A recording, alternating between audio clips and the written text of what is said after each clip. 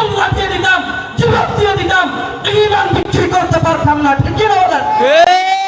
রাখালের আমলের মধ্যে শত শত উলামায়ে কেরামদেরকে কারাবন্দী করা হয়েছে। আমি হাটহাজারী থানার সামনে থেকে ইট নিক্ষেপ করার মামলায় গ্রেফতার হয়ে 4টা বোমা টুমা এটেম কি মন্দির পোড়া মামলা, কোথায় কি মামলা, 4 মামলায় কারাগারে 6 দিনের রিমান্ড হয়ে আসলাম। আসার সময় আমি আমার পিএস যিনি ছিল কারাগারের মধ্যে, যারা কারাগার রক্ষা করে তাদেরকে বলে কারারক্ষী, তাদের উপরে যারা থাকে জমাদার, তাদের উপরে তারা তাকে বলা হয় সুপাদার। একদম মেইনটা হচ্ছে যেটা কেস টেবিলে বসে জেলার, জেলার উপরে থাকে জেল সুপার, সব মুখস্থ। তো ওখানে জেল সুপাররা আমি বলতেছি হুজুর, আমাকে বলতে হুজুর কেমন খেলেন, তিরস্কার করে বলতেছি। আমি বললাম ভাই একটা ভুল করছি। ভুলটা কি? যদি আমার রোগটা কেটে দিতেন বা ক্রস ফায়ার দিয়ে দিন তার ভালো হয়। যদি দেন নাই, জীবন তো আছে।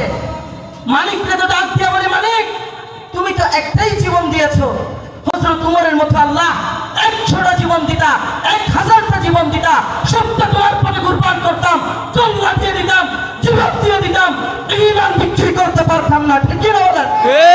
তাহলে ভাই স্পষ্ট পরিকাম বলতে চাই, কারারুদ্ধ করে হকের আওয়াজকে স্তব্ধ করা যায় নাই।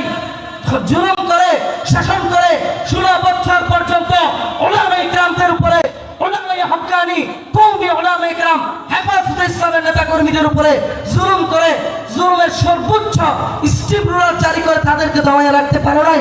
ইনশাআল্লাহ ইসলামের এই স্রোত নতুন বাংলাদেশের মধ্যে নতুন স্বৈরাচার আসলে তার বঙ্গোপসাগরে ভাসিয়ে দেওয়া হবে। ঠিক খেয়ে বলেন ইসলাম চাইতে ইনশাআল্লাহ, ইনশাআল্লাহ ইসলাম চাইতে ইনশাআল্লাহ, ইসলাম ইসলাম জিন্দাবাদ, জিন্দাবাদ, ইসলাম ইসলাম জিন্দাবাদ, নারে তাকবীর, নারে তাকবীর, আল্লাহু আকবার।